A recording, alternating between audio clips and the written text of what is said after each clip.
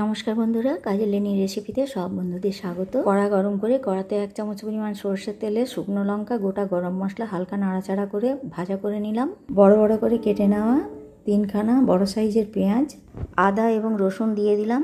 3খানা বড় সাইজের টমেটো কুচি দিয়ে দিলাম।